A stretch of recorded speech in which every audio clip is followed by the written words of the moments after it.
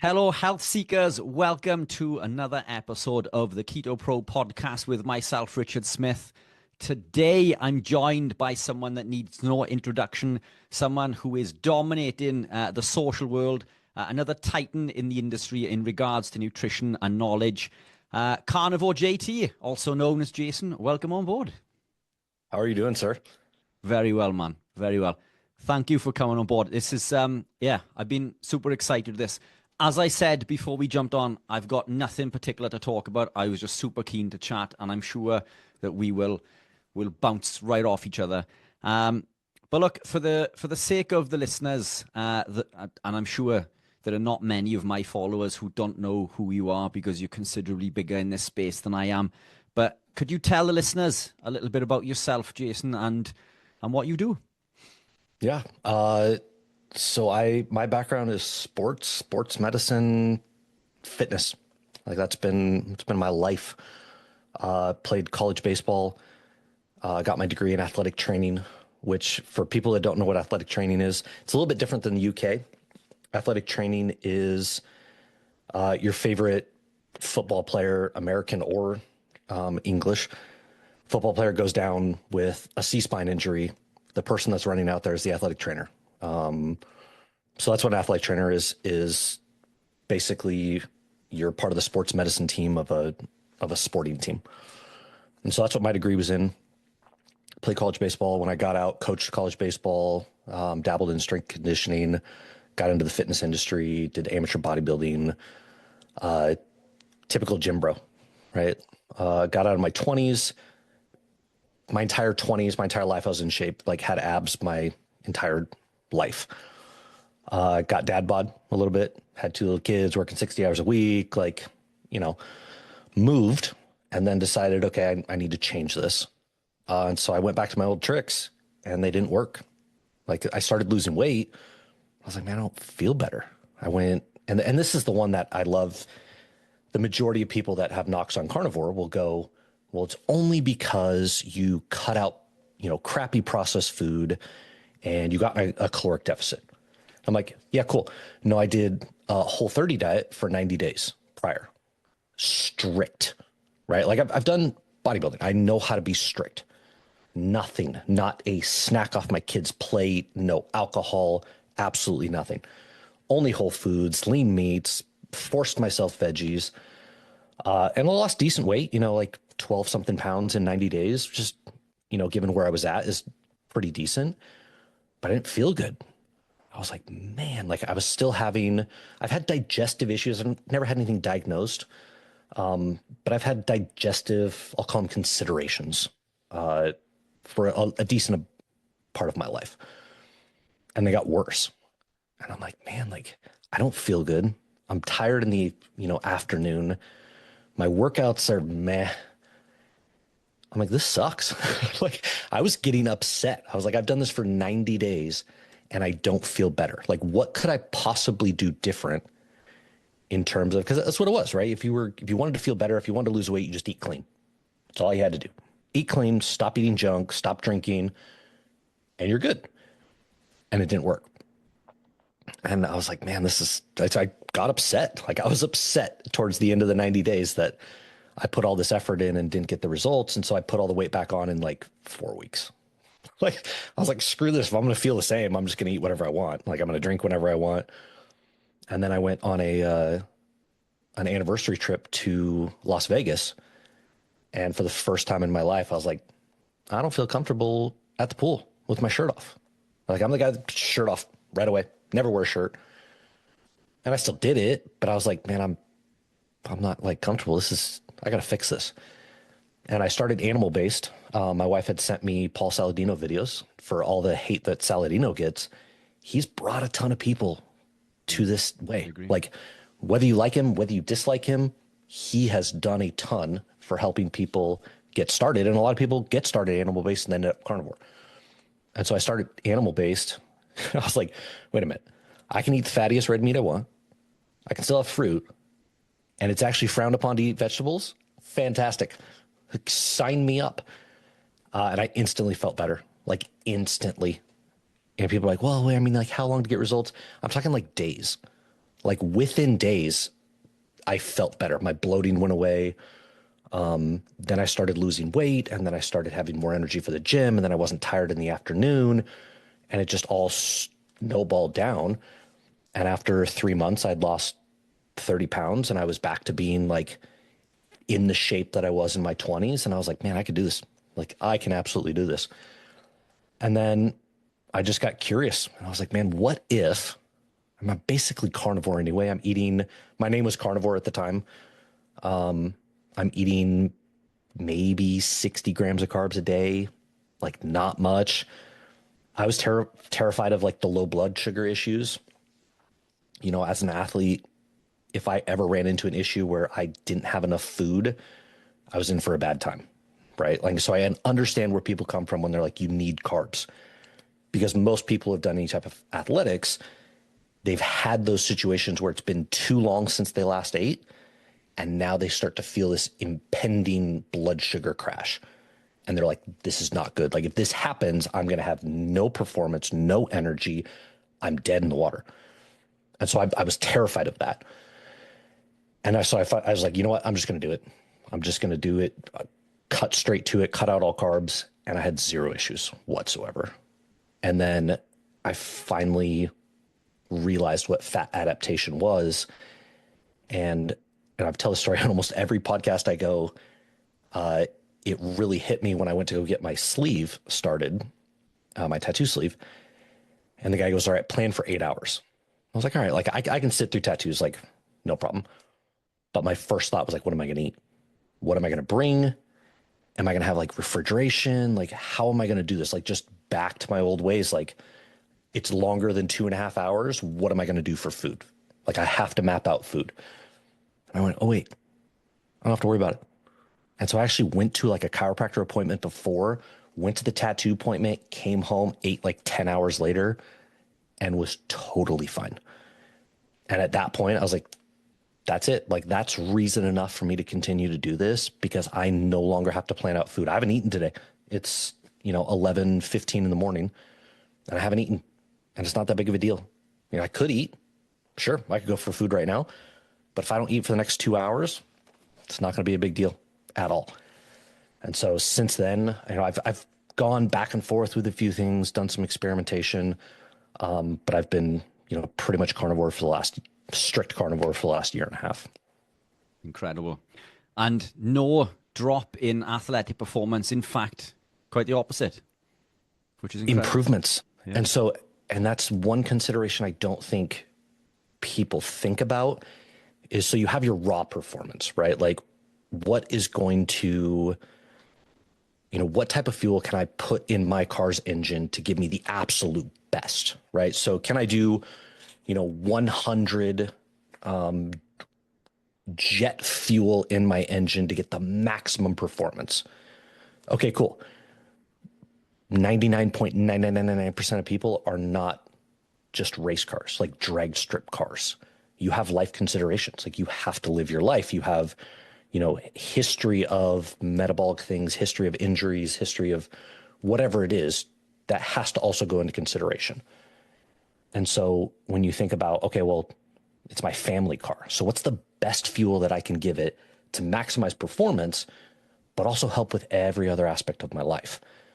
And that's where I think the huge disconnect is with carbs, is we look at professional athletes for our guidance on what to eat. The average professional athlete's like 26 years old, right? It's different. Soccer, it's younger. It's like 24 in soccer. Baseball, it's a little bit older. It's like 28, 29. But the average professional athlete's in their 20s. You don't have a ton of life considerations in your 20s. Like, it doesn't matter what you do. I can find you a million examples of people that are out till 4 a.m., professional athletes that are out till 4 a.m. drinking and partying, and they have a game the next day, and they show up just fine. David Wells, very famous baseball player, threw a perfect game, still drunk that morning. And then he showed up to the clubhouse, and he's like, I'm a little drunk. And then it wore off, and he had a hangover, and he threw a perfect game. You're like, okay, athletes don't need to eat proper. There was a stat that came out, and I butchered it on this last podcast, so I'm going to make sure I get it right. The NFL goes through like hundreds of thousands of Uncrustables. Do you guys know what those are in the UK? They're those like peanut butter and jelly sandwiches without the crust, and they come frozen. So it's like a little pocket of peanut butter and jelly. Yeah. Like it's the most like 5-year-old, I don't have time for food, like kids' food ever. And you have hundreds of thousands of these being eaten by NFL players. And you're like, clearly they don't care about nutrition, right? Like when it comes to professional athletes, it's like get enough and you'll be fine. I mean, Wade Boggs used to eat fried chicken before his games. There's videos of Luka Doncic eating, going to get stadium cheeseburgers before games. Michael Jordan ate steak before games. There's vegan athletes. There's all over. Athletes are athletes because they're athletes. And I don't know that I've seen an athlete that got to where they are because of their diet. So looking at long tangent, looking at athletes for performance is not the best way. And so when I went over, the first thing that improved my performance was my inflammation went down.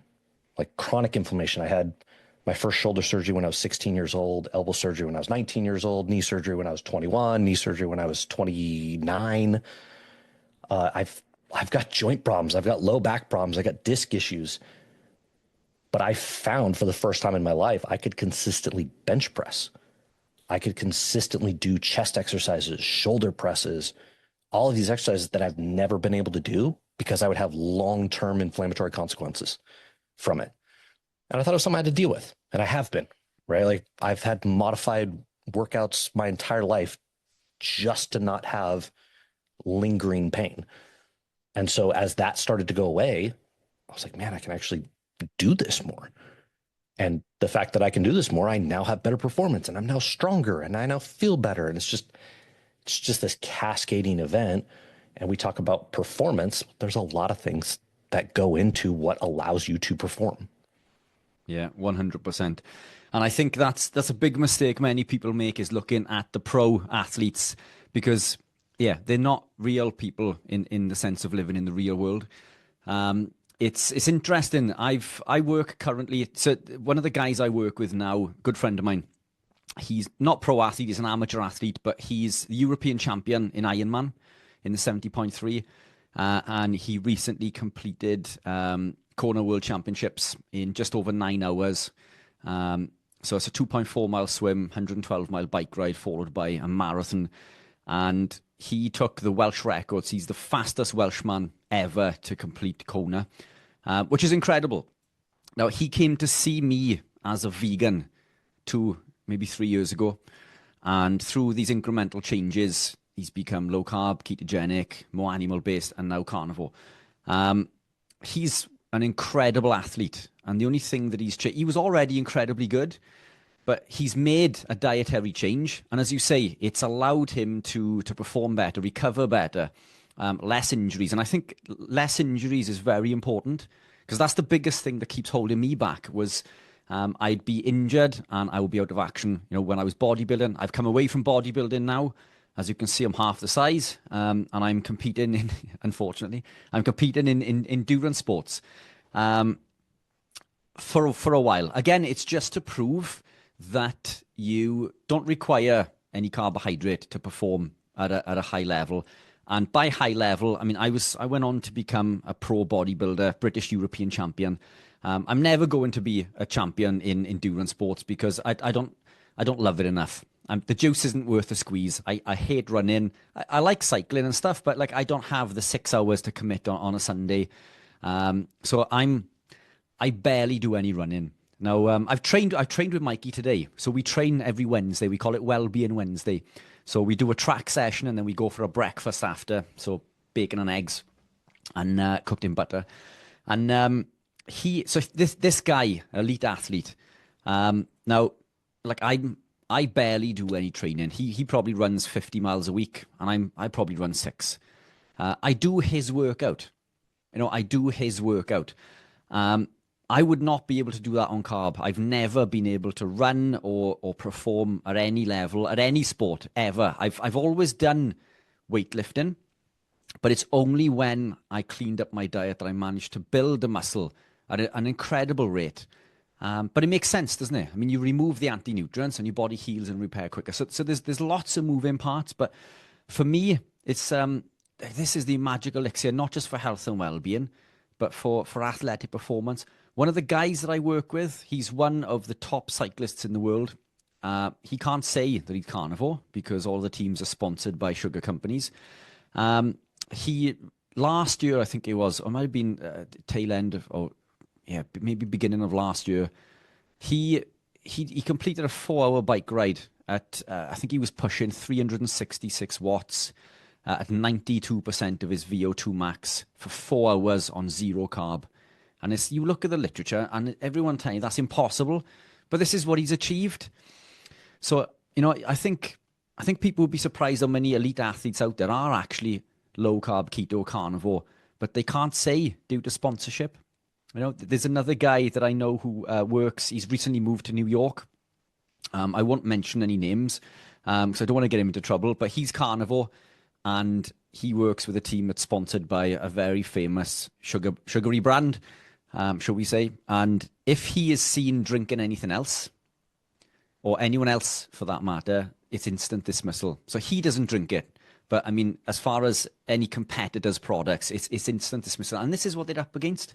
So do you find that like restrictive? Because this is what you get, isn't it? People are going to come on to your Instagram channel, which is absolutely incredible, by the way.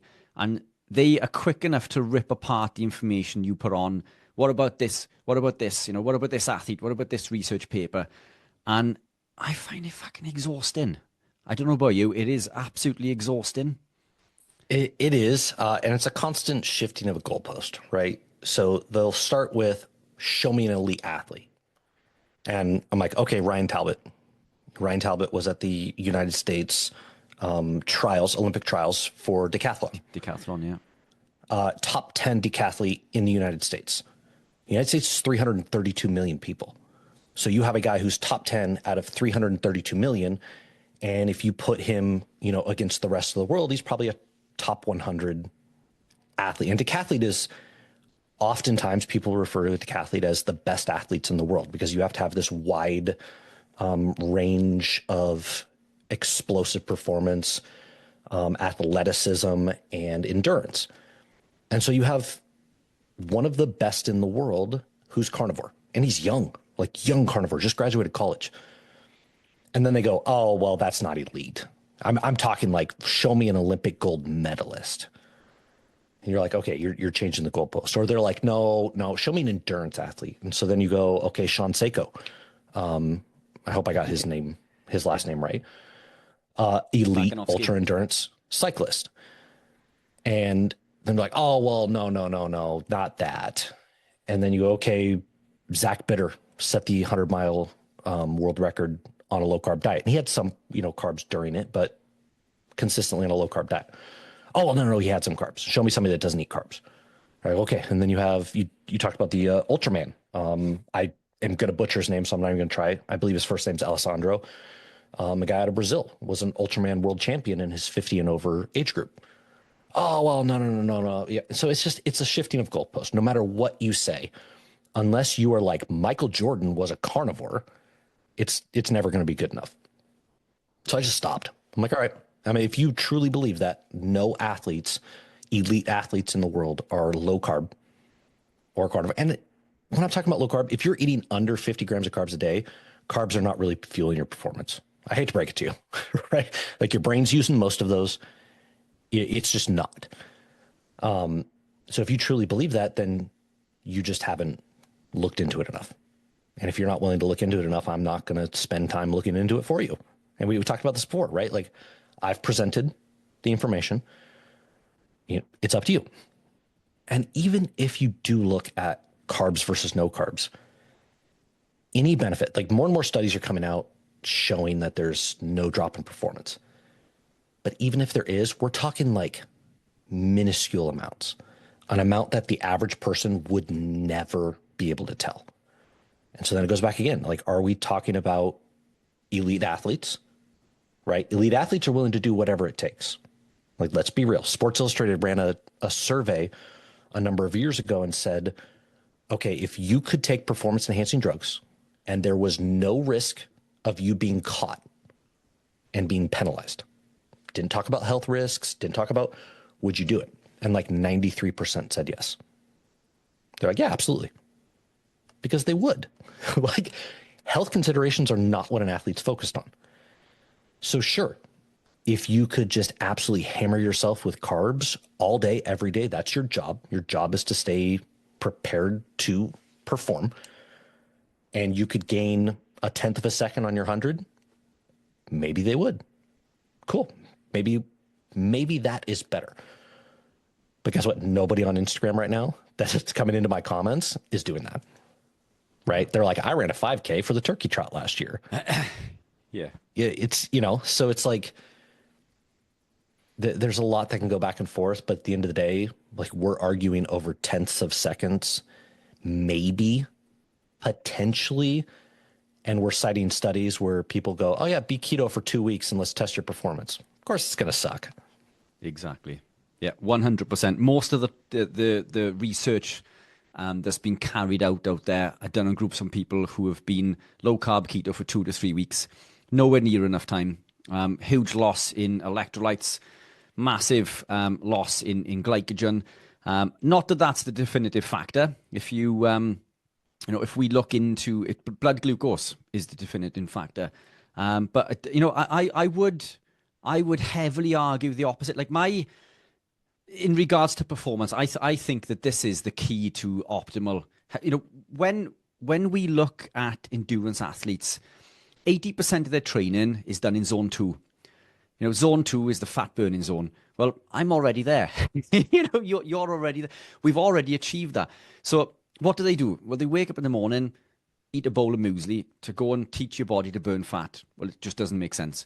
But what really gets me is, as you say, even if there were a difference in performance between low carb and high carb, and it is minuscule, if anything. Although I would argue that low carb ketogenic, when fully adapted, and I'm not talking just being fat adapted, I'm talking being keto adapted, and the body utilizing beta hydroxybutyrate through the upregulation of the monocarboxylate transporters, proper keto adaptation.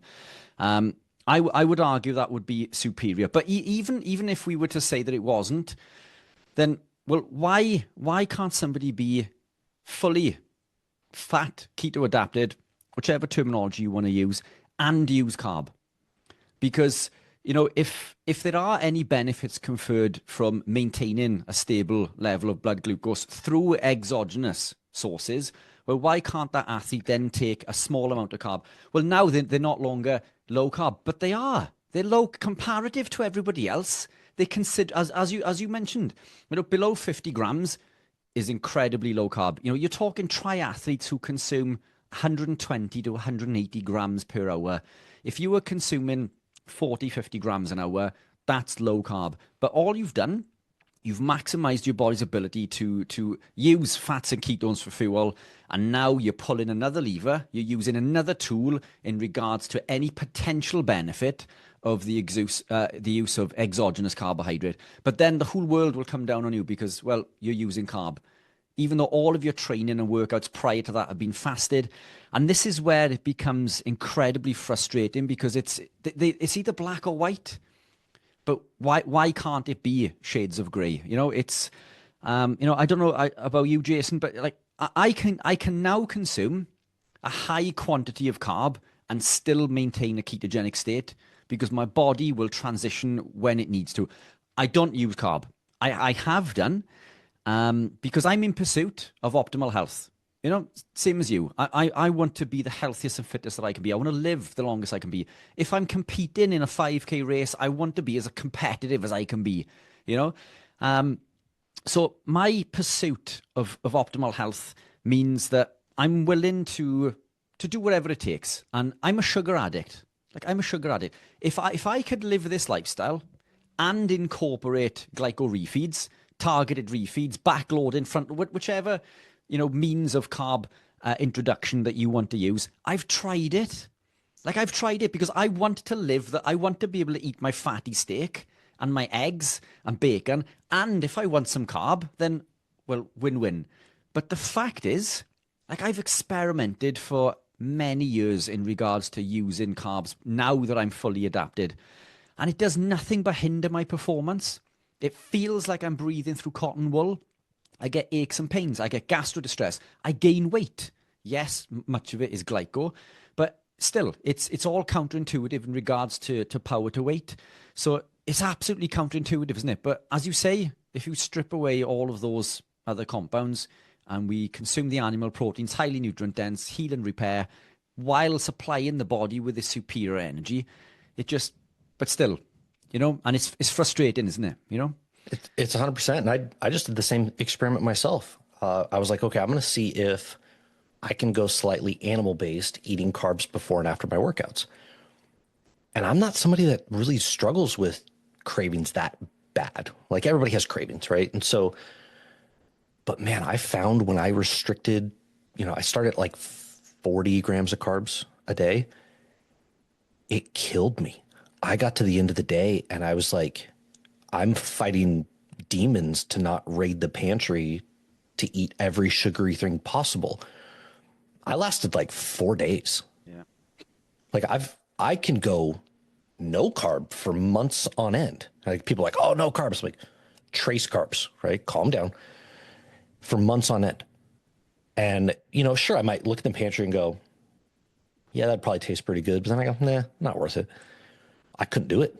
Like it killed me. And so it's really difficult to play this weird game of I'm going to make myself fat adapted and I'm going to, supply myself with ketones and use fatty acids from ATP production. And then I'm going to like nitrous oxide it, like, a NOS boost in a car with carbs and see if I can get a performance benefit. And it's too tough of a line to toe. I think for the average person it is. Now, it's interesting you brought up the glycogen thing because I think we're starting to delve into the science that performance is not based on glycogen. And I think you were referencing the Timothy Noakes study that came out recently with Ironman athletes, where they found it was not carbohydrate versus low carbohydrate that was the limiting factor on performance. It was actually your blood glucose levels and exercise-induced hypoglycemia. And all it took was 10 grams an hour of carbs to eliminate that hypoglycemia, which drastically boosted performance, which makes you go, okay, maybe it's not actually about glycogen. Maybe it's not about carb loading. It's not about being on a consistent carb diet. You just need enough for your body to keep up so you don't enter hypoglycemic states, which now starts to affect issues when, you're talking about getting glucose to the brain and perceived exhaustion and that kind of stuff. And so you're like, okay, man, maybe it really isn't carbs. So you just got to maintain blood sugar, as you alluded to, right? If I can maintain blood sugar and, 99.9% of people are not going to be in an Ironman situation where they have to worry about blood sugar. But as long as I can maintain blood sugar, it appears I don't really need these carbs at all. Yeah, 100%. And look, for full disclosure, I'm not anti-carb. And this is, I think, the problem. Keto Pro. So people think that I'm wedded to the ketogenic lifestyle. I talk about carnivore. Interesting. I'm changing my office. So, you can't see this, but behind the screen, I'm building a little studio to record. And, so the Keto Pro thing is going, because I don't teach keto. I don't teach carnivore. I teach real optimal nutrition. It just so happens that animal proteins are far more bioavailable. Natural fats are far more beneficial to the body than toxic seed oils and, all of these anti-nutrients that we find in plants. So, but that said, I'm not against carb. If somebody can live a healthy lifestyle while still consuming, that's fine. But my goal is to educate people so they can make that educated decision. If they want to go away and eat whatever, I don't care, as long as they understand what that compound is going to do to their body. And I'm a true believer in, there's two compounds that I think none of us should be consuming: grains and seed oils. I think if we can remove grains and seed oils, we're going to be exponentially healthier and fitter.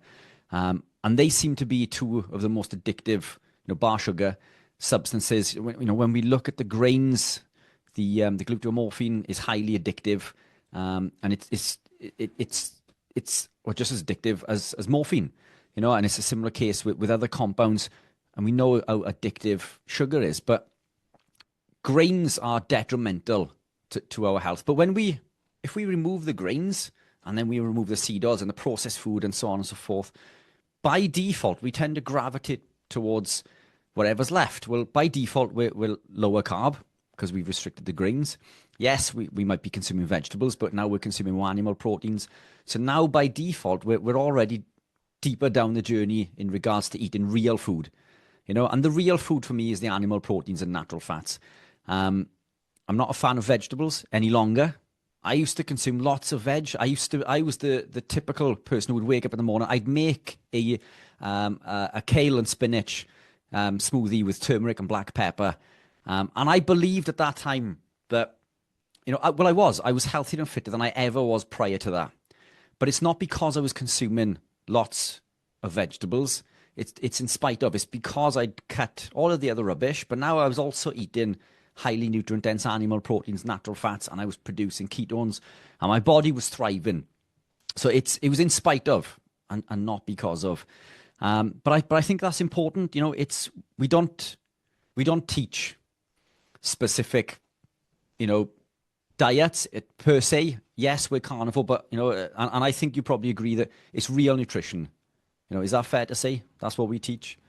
100%. And part of it is where you run into problems is the culture that we live in, plus social media, right? Like you have 3 to 5 seconds to capture somebody's attention. And most of the time that means you have to go to an extreme. My extreme is you don't need carbs. And I will fight that till the day I die, that you do not need them. Because A, that's a factual statement. And B, that's the trigger for people, right? You don't need carbs. There's no room for nuance on social media, right? Unless you have a large audience that listens to your hour-long podcasts consistently, you don't have time for nuance in the beginning of your reel, or even throughout your reel at all. Like for the most part, you have 90 seconds. Most of my stuff is short form. You have 90 seconds to get your point across. And the reason I pick no carb is because when people realize that you don't need carbs, they now are not worried about deviating from recommendations that saying I need 6 to 10 servings of whole grains. I need vegetables. I need fruits. All of these things that are carbs. They then can strip away, as you kind of alluded to, okay, what do I actually need? Okay, so I don't need the grains because I don't need carbs, right? So what happens if I get rid of the grains? All right, but I feel better. I'm still having some carbs, right? But I know I don't need them. And then, okay, well, what happens if I strip the vegetables away? Man, I feel even better. Like the number of people, this is why I'll fight vegetables. The number of people that instantly feel better when you remove vegetables from your diet is crazy. And so you go, man, well, I know I've known this whole time that I don't need these carbs. And now I'm stripping away and I'm showing that to myself. If you start this conversation with nuance, yeah, carbs can be good, but you don't really need them. Then people go, okay, well, why wouldn't I just keep eating what I'm eating? Right? Like the government tells me I should eat grains. You're saying that carbs can be good. I'll just keep eating whole grains. And so you have to have this level of shock and awe. And I'm not saying go out and lie to people, right? But no, I'm not somebody that's anti-carb. Like I'm like the least anti-carb carnivore out there. I was animal-based. I felt great on animal-based. I think fruits are fantastic for the most part. I think we've bastardized fruits, right? Like fruits are not what they were supposed to be. Like they're sugar bombs now. And I think that's problematic. I think most people will have more problems trying to keep fruits in than they will get benefit. But I'm not anti. Like if you can do fruits, animal based is great. I cannot keep my intake of fruit low enough to maintain a ketogenic state while incorporating them. It's just easier for me to not have them at all. Yeah, And snap. that's why I don't. But people need to know that, right? And so I've had plenty of conversations where I'm like, I'm not anti-carb. But if that's the one thing you chose to remove, a lot of things would get better. Yeah, 100%. 100%. It's but carbs incredibly problematic. As you say, there's no requirement for dietary carbohydrate. The requirement is zero. But the body makes all of the glucose it needs via gluconeogenesis. So we don't need any exogenous carbohydrates. The brain, the glutaminergic neurotransmitters in the brain, the red blood cells need glucose, but we make all of this from the protein and lipid that we consume. So yeah, our requirement is zero. And I think for me, I'm very much, I've come into this through incremental changes. So I began by removing grains or bread because I don't know how much you know about I used to be clinically obese and type 2 diabetic. I suffered with chronic fatigue, depression, anxiety, arthritic pains, daily debilitating migraines that make me blind, IBS, skin conditions, and I could barely walk a flight of stairs without stopping or being severely out of breath. Super long story short, cut the grains or bread initially, and I dropped 2 stone initially within 2 months. And this was well over a decade ago, before keto was a thing, like especially in the UK. I know you guys are far ahead of us in regards to these things in the States, but it was not known at all in the UK. So it was new territory. So maybe 12, 13 years ago, I started to gravitate into this journey. And over the course of 12 months of gravitating deeper low carb ketogenic, I'd lost 107 pounds, reversed type 2 diabetes, migraines free, medication free. All of these things had gone away. And the first step was removing the bread, because I knew that bread bloated me. But same as you, I find any consumption of carb problematic because it does fuel those cravings, and it is difficult, especially to keep that amount of carb low. So I'm what I'd call zero carb. And again, as you alluded to earlier, everything's got carb in, but it's trace amounts. I do eat organ meats, and yes, there's glycogen in organ meats. In fact, I can't remember the last time I've eaten fruit. But still, the carb consumption for me is probably less in 1 year than it is for the average person in a day. And I thrive. I find that I am optimally healthy, by doing so. So you're right. Making those big statements, it grabs that person's attention, and it fuels the algorithm, and it gets people talking, and it's an important way to get the message out. But you get a lot of flack also, through others on, well, the second you raise your head above the parapet, you're going to get shot at. And you do a lot of takedown videos in regards to some of, I won't mention any names, but there's a few out there who like to have a pop. Do you find that really frustrating in regards to, these people are quick enough to jump on your videos and they'll do a little video with you, and then obviously you come back and rip them apart. But then do you find it frustrating because the information that you provide is clear, and if they were willing to take a step back and look at what you're presenting them, it's there in black and white. So are they just stupid, or is there a hidden agenda? Is there something else going on? I think it's human nature. And so I used to get nervous about people doing videos about me. And then I was like, what's going to happen? And then I just didn't watch them. I don't watch videos that people do on me. I don't care. Right. Sure. Because when I do a video, I'm like, every video that I do, I'm like, okay, am I okay with this being stitched by somebody? And if I post it, the answer is yes. And like you said, sometimes, especially thermodynamic ones, I love thermodynamic ones because that gets people riled up. And I get a lot of people that post and be like, this dude's an idiot. I'm like, yeah, whatever. I don't care. Especially because most of the people that I cite in a thermodynamics post are PhDs in like biophysics. So I'm like, okay, argue with them, whatever. But what I've found is it just turns into a pissing match. right? And so I've done a couple response videos to responses of mine. One in particular recently over somebody that I particularly dislike and I think does have a hidden agenda. Are we mentioning names? Dr. Ids, I don't Yeah. care. It's Yeah, yeah. I don't care at all. Yeah. And everybody, he tries to call out and he calls names and he wants to do a debate. And I'm like, I'm not going to debate somebody I have zero respect for. Like, I'm sorry if that hurts your feelings. Plus, there's no benefit to these debates of people just wanting to prove the other wrong. At the end of the day, yes, he went through the schooling to get his, medical degrees, not a licensed practitioner. His board certification is with a group that is plant-based. They promote a plant-based lifestyle. And it's all to sell his book. Okay, that's fine. You do you.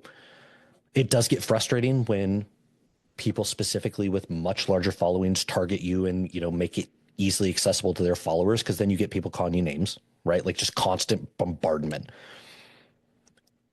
But I've realized that lasts like 2 days. Like these people have such short attention spans that lasts for like 2 days. And it's usually good for your algorithm, right? Like my TikTok blew up because I had some people calling out some of my videos. Very large accounts called out my videos. I had like 4 accounts, all with over 500,000 followers, do a video. And my TikTok went from 5,000 to like 60,000. Wow. Like my TikTok was dead. I was like, I hate TikTok. It's dumb. I only post because it takes me 2 seconds. And then it blew up. And I was like, all right. But I found that going back and forth just doesn't do any good because people don't want to have discussions. They don't want to say, okay, well, tell me your side, right? Now I'm curious, like, is there a case for this? They just want to go, no, you're a flat earther and nothing that you say is correct. And you just cherry pick information.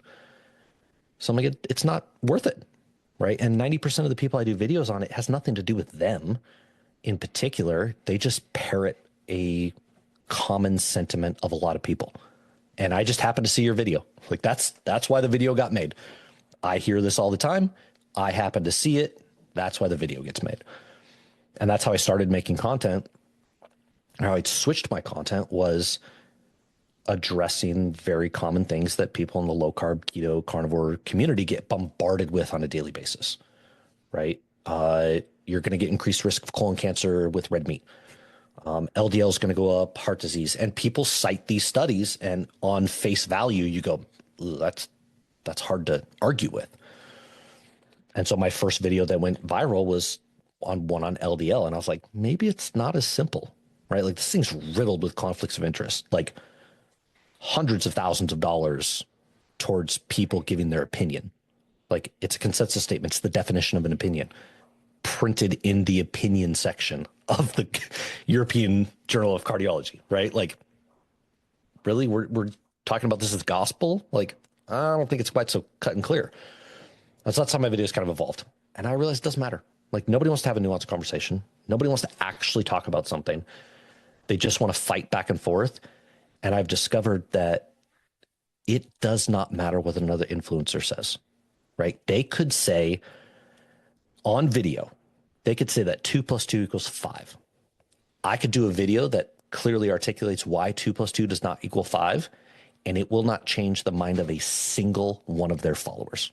Yeah. Not one. And so I'm like, what's the point? Right? Like, what's the point of going back and forth? Like the It's video I did, I was like, cool, you took my video out of context. First, you called me a name, right? You called me Clownivore. You said I called out this other dude, which I didn't. He even commented on the post and was like, hey, man, thanks for the professional response. Right. And then we had a conversation in DM, so he didn't feel it was that way. So you're creating this fake animosity. And then you go and completely change my argument where the video was, hey, show me somebody. This was his words, the original video. Show me somebody that's life is in danger from eating too many vegetables. So I was like, okay, Liam Hemsworth had kidney stones from being vegan. And then I went on to explain what hyperoxaluria is. You eat too many high oxalate foods and you start to develop kidney stones. And so then the video turned into, oh yeah, that's true, but what about red meat? Red meat causes kidney stones. And I was like, that's not what the conversation's about. And I thought I very articulately like described that in my video. And all it did was get me thousands of comments calling me the same names like telling me I'm a grifter, calling me like, all of these stuff. And I was like, you know what? It doesn't benefit me at all. It doesn't benefit my mental, like, because no matter what you get, you open up your Instagram and you have 100 comments that are all negative. At some point you're like, all right, this is dumb. Like, why am I doing this? Like, why am I putting myself through this? And I just realized nobody wants to have that nuanced conversation. So what's the point of going back and forth with somebody? Present your information, back up your information, post what your followers are wanting. And if people want to fight about it, fight about it. That's fine. 100%. I don't get anywhere near, I can't even imagine the volume of negative comments that you get. And, I'll be honest, it's, it upsets me when I get a negative comment, especially when people become aggressive. Because I used to reply because I wanted other people who were looking at the post to see, someone's mentioned red meat causes cancer. Well, we ripped that 2015 study right apart, in regards to the amount of studies that were initially put forward. It was over 800. I think 29 were used in their final evaluation, 14 of which were actually put forward for their fight. So I think it was 29 for consideration, wasn't it? 14 for the final evaluation. 8 showed no association. The others were done on rodents and rabbits, in which they injected with things like azoxymethane, and others were done on groups of people who were consuming pizza and other. So basically, when you go through this, the 2015, it was the NARC report, I think, wasn't it? 0 studies actually show any correlation with red meat and cancer. So I replied to a comment explaining this, and then they came back with references to papers. And it's the differences with you and I. Look, I'm in this for optimal health, so I'm happy to if eating some plant is going to confer a benefit, then I'm up for it. I'm all for it. But all of my research has led me to believe that there is no benefit from eating any plant that we can't achieve from eating animal proteins. There's no vitamin and mineral that we cannot get from animal proteins that we cannot get from plants. Now, I do admit that plants make medicine, and there is a place for medicine. If it wasn't for medication, at several times in my life, I would be dead without question. So there's a place for medication, but medication isn't designed for long term. We shouldn't be consuming medication, at least in my opinion, on a long-term basis. So I'd go back with comments. I've read the study, and you'd point out the flaws, and then you'd go back with something else. And in the end, they become aggressive and call you names. And it's like, why? I've been really respectful with my replies. Why have you taken it there? Because there's nowhere else to go. But yet, they don't change their opinion. They never go away and look at the research that you present them with. And I find it incredibly taxing and draining. These people become black holes. And it does. It ruins your day, doesn't it? When you get these comments. I'm going to ask you this. So you get, I'm assuming, lots of vegans or haters in general who will come on to your posts and comment negative comments. How many times have you gone on to someone else's from, say, the vegan community and said, no, you're wrong because of A, B, C, and D? How many times have you done that? So I started that on Twitter. Like, that's how Twitter was the first one that got going. And Twitter is a platform that if you want to grow it, you have to, like, that is what Twitter is built for, right? Comments and quotes. And so when I was first starting and I was starting to figure out what kind of content, I used to argue with vegans all the time on Twitter. And since then, it's probably been I commented on a raw milk one time. I still get like replies. It's like 6 months old. Hardly ever. Like, and that's one of the things I do. People tag me in videos that are done about me, right? Like, they mention me in comments. I never, ever reply because it's not going to do any good. Yeah. What I'm doing is I am now going into their echo chamber, right? People talk about echo chambers. Everybody has their own echo chamber, right? You have followers that they follow you because they think similar to how you do. I'm now going into their echo chamber with a name that says carnivore and trying to argue their point. Zero good. I won't change one single person's mind. So it's not worth it. Yeah. Plus I don't have time. I don't have time to go find other people's stuff. Exactly. Right. Which I make fun of people all the time. And I need to, like, sometimes I have to take a step back because I will get snarky in comments, right? Because it's a dime a dozen, right? Everybody, I've seen the same argument 1,000 times. And I actually had somebody who like tried to say, well, it's cognitive dissonance because you're not addressing new information. I was like, you think anybody in these comments has new information? I've looked at all of this stuff, right? Like, I don't think you understand how many papers I go through to make content. I've seen all of these. Like, none of this is new. You can argue that the studies are more valid than I think they are, sure. But there's none of this goes, everybody thinks they have this gotcha moment. They're like, I gotcha. I'm like, yeah, I made a video on that like 6 months ago. Like, that's old news, bro. But it serves no purpose to go on other people's posts, which is why it's funny, especially when larger accounts come onto your post and like want to fight with everybody. I'm like, bro, A, how do you have time? And B, what do you think you're accomplishing right now? Yeah. Snap. No, I don't have, my time is far too valuable helping others, because when you comment on these negative comments, it detracts from the real work that we do. And this is why we do what we do. It's to help others, to arm them with the knowledge. I find it incredibly draining, but I would never, and I have never gone onto someone else's account. I don't go onto vegans' accounts to tell them that they're doing something wrong. If you do you, that's fine. Don't jump on mine to tell me that I'm doing something wrong. But I genuinely think that it's lack of neurotransmitters.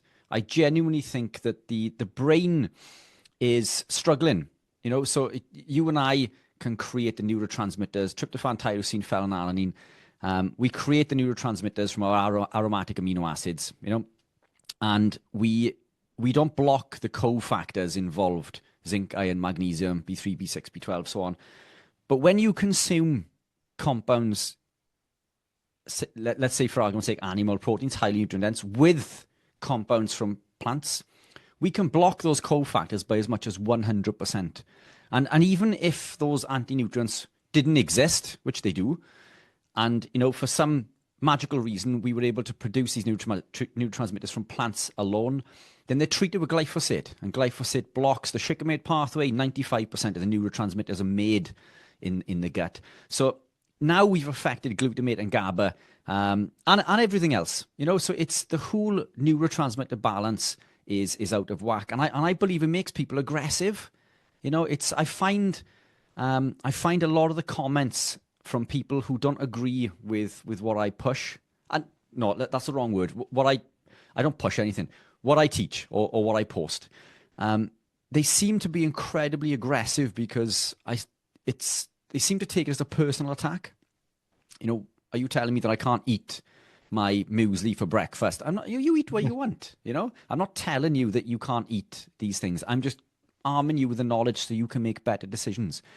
And that's what I find incredibly frustrating. Is I don't go on to anyone else's post. I haven't got time.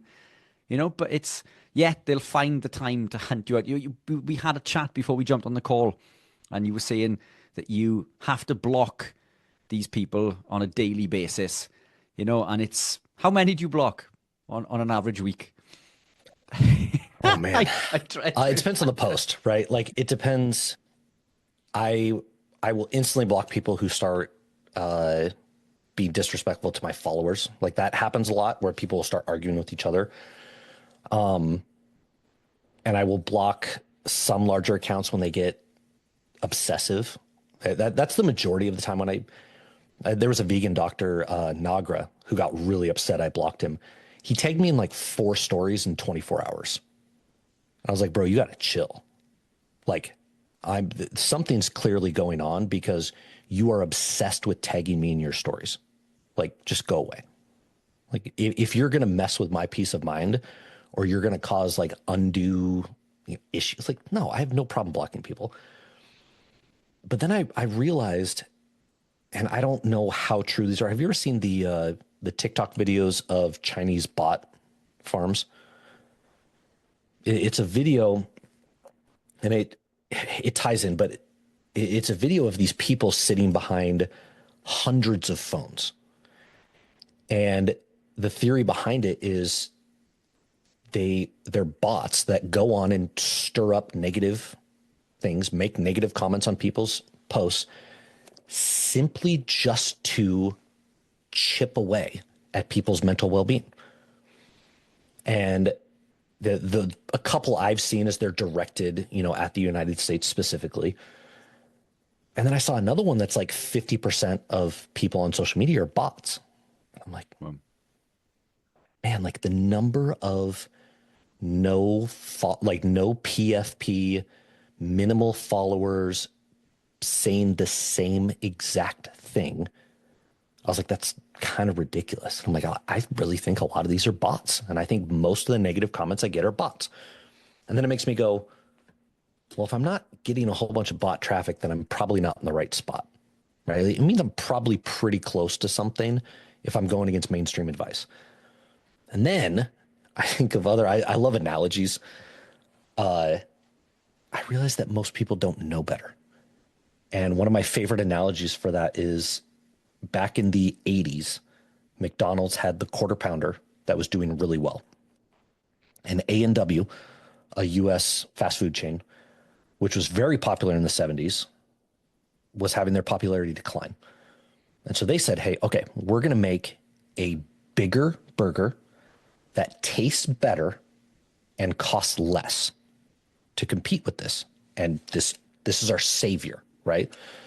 So they came out with the 3rd-pound burger, and they ran focus groups and they ran taste tests, and it outperformed the Quarter Pounder. And it was cheaper, but it tanked. Nobody bought it. And they're like, what is happening? And it wasn't until they did focus groups after the fact that they realized the average person thought that quarter, 1/4, was bigger than third, 1/3. Wow. And they thought they were being overcharged for a smaller burger. Wow. And I go, most people aren't too intelligent, right? Like, yeah.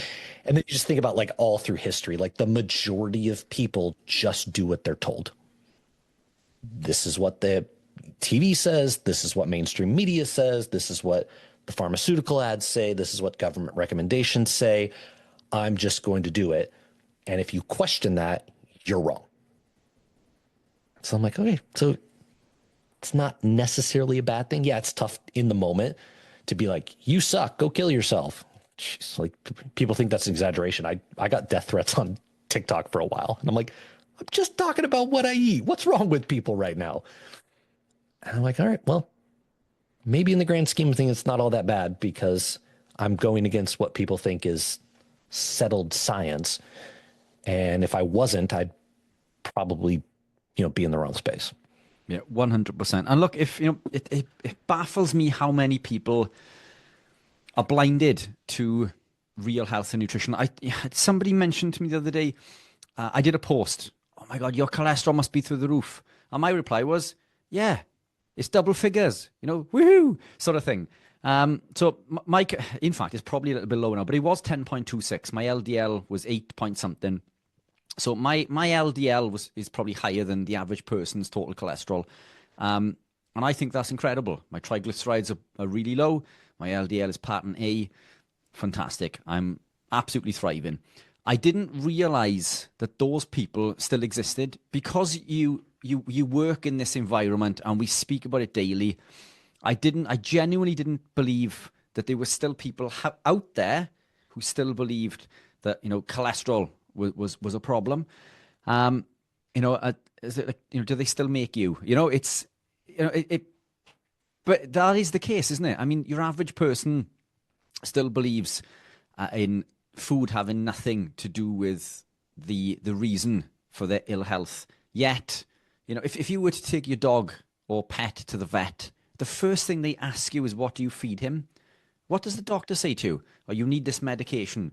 And I work with doctors. You and I know lots of doctors who I've got a lot of respect for. So this, not towards them, but doctors from, the general way of thinking, the general medical community.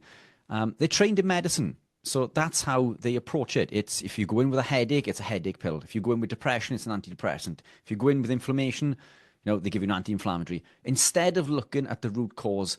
And in most cases, in 99.9% of cases, if not more, it's diet related. It's what you're putting in to your mouth. But there's that cognitive dissonance, isn't it? In regards, no, my doctor said that, eating this way is fine. Is your doctor a nutritionist?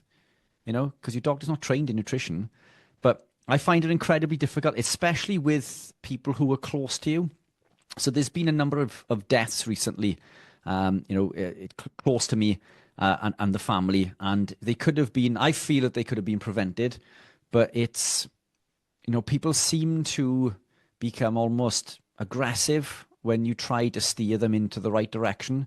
Do you find it the same? I mean, you've got a huge following on Instagram. You've got people who, they hang on to your every word. They can see that you're incredibly intelligent. You do all of your research. The information that you provide is there, and people go off and make their own decisions. And then when it comes to close family members, sometimes they are the hardest. Friends and family, they're the hardest people to convince. Do you find it the same, or is it just me? The people closest to you are the hardest to help. I've ostracized lots of friends and family since I've gravitated down this road. I've found that even for the longest time when I was in fitness, I never would try to convince my family of anything because I felt it wasn't worth it. Just like there's not a single person out there that I'm going to try and convince that what I'm doing is better. Whatever, that's fine. Right? I might get into a conversation if you say my way is less optimal, but do whatever you want. Right? At the end of the day, it's your life. Do what you want. I've always found that me being, I'm 38, so almost 40, being in better shape than 99% of people on this planet. And people think that's a skewed statistic. Go look up the number of people that have six packs, or that the number of people that sprint after the age of 30, or the number of people that can do 10 push-ups, or it's sad. It's really sad. But I'm okay, so I'm just going to be this person that's not normal, and you guys can start to ask me. Right. So then my mom will be oh, so what do you do for this? And, my sister will be hey, my brother, or her husband, my brother-in-law wants to start, and, what does he do? And I found that's been much better. It's one of those things that I think on social media, everything has been blown so far out of proportion as far as risks. And it's, I think, part a manipulation of information. We still call LDL bad cholesterol. It's not even cholesterol. We can go into the nuances of it, but first of all, we're acting like it's still 1960 and we have a test that only measures the lipid profile of LDL, HDL, and triglycerides. There are at least 13 different subsets of LDL. So maybe we should stop just talking about LDL like it's one thing, and maybe we should stop talking about it like it's cholesterol. And maybe we should stop talking about that it's bad. Guess what happens if you don't have LDL? You die. You will die with zero LDL. It's kind of important for transporting cholesterol, something you will also die without. So we've manipulated this into, this catchphrase of bad cholesterol. That's part of it. Then you have these studies that come out and say, raise your risk by 20%. That sounds terrible. Cool. My risk went from 4 to 4.4. Absolute risk. And they're wait, what? And so I did a video, and I bought cigarettes for this video. All right. So yeah. So when you're looking at the actual risk to you, everything that people do is a relative risk, right? If one person out of 1,000 gets heart disease from eating red meat, we'll just use that. And then 2 people get heart disease when they double their red meat consumption, you now have 100% greater risk of developing heart disease by this extra consumption, right? Even though it's just one person versus 2 people. So your absolute risk is extremely tiny. And so when to look at absolute risk for things that we just like known science. So everybody knows that smoking cigarettes gives you lung cancer, right? Now there's a bunch of other stuff, but about 90% of lung cancer cases are from people who are or have smoked. So lung cancer, smoking. You ask the average person, will you get lung cancer if you smoke a lot? They'll say yes, right? Like it's just ingrained in our head. They did this massive study out of Australia where they looked at smokers who smoked 30 cigarettes a day. Okay, 30 cigarettes a day. And they had like a 30% chance of developing lung cancer by the time they were 70 years old. Smoking 30 cigarettes. 70% of the people that smoke 30 cigarettes a day will not get lung cancer. Yeah. Now, I was trying to find that exact number because I wanted to get the exact figure. So don't quote the 30%, but it's that crazy. You're like, so I can smoke 30 cigarettes a day, have a 7 out of 10 chance of not getting lung cancer, but I'm supposed to think that eating 3 ounces of red meat a day is going to kill me? Like, Yeah. Are we being serious right now? Like, what's happening? And so it's just, we have this overblown, and you'll have people that will cite those studies like red meat increases risk of colon cancer by 19%. Okay. Do you also believe that eggs, one egg, will increase your risk of diabetes by 81%? Oh, no, that's silly. Similar study, similar design, similar data, similar adjusting for, lifestyle factors and, confounding variables. But you guys will latch onto this red meat causes colon cancer, but we dismiss that eggs cause diabetes. Because of course eggs doesn't. One egg is not going to cause. Are you serious? Like, no rational person's going to think that. Which is funny because you'll have vegan doctors that cite that stuff. Like, oh yeah, eggs, they'll kill you. One egg ain't killing nobody. Right? I But hope we're not, because I'm convinced that consuming red like meat- 8 a day. Oh yeah, but we're convinced red meat's going to kill you. And I'm like, the science is so. The science has. That's why social media is the way it is. Like, social media didn't evolve from this.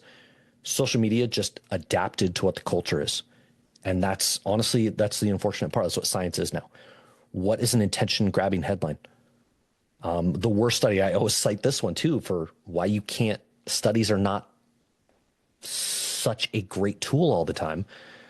They had a study out of like Chicago University, where still the most ridiculous one.